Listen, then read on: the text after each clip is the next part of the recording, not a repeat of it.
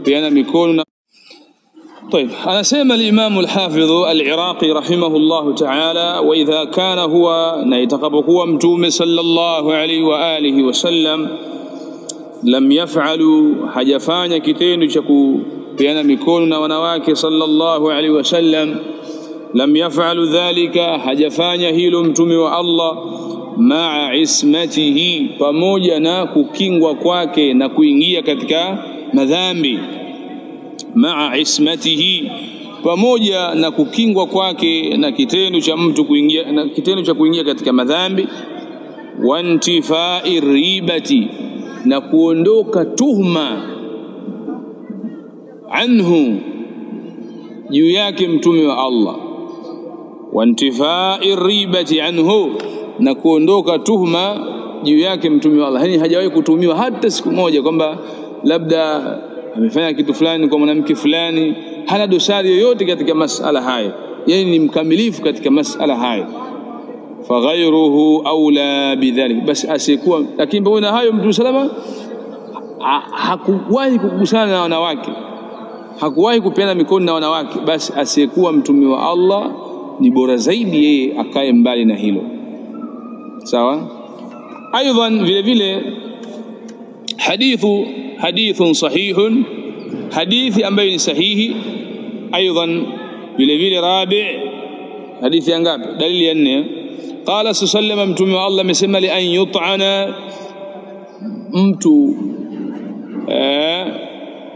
li an yut'ana fi ra's rajulin bimikhiyatin min hadidin, mtu kuchomwa katika kichwa chake. Li an yut'ana fi ra's rajulin, mtu kuchomwa katika kichwa chake bimikhiyatin, kwa kutumia mikhyat. Mikhyat nini? Hapo chini ametuambia hapo al-mikhyatu al-ibratu. Mikhyat maana yake ni sindano, min hadidin, kutokana na chuma. طيب kwa anasema li an yut'ana fi ra's rajulin, mtu kuchomwa katika kichwa chake bimikhiyatin min hadidin, kutokana na sindano ya chuma. Khairul lahu, ikaingizwa katika kichwa akachomwa. Khairul lahu, kitendo hicho ni bora kwake yeye, min an yamassa mra'atan, kuliko kumgusa mwanamke la tahillu lahu, ambaye si halali yake.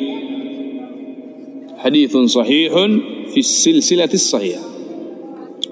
Li an yut'ana fi ra'si ahadikum, kuchomwa sindano ya chuma, kuchomwa sindano katika kichwa cha mmoja wenu, au fi ra'si rajulin, au katika kichwa cha mwanaume, bimikhiyatin, kwa kutumia sindano.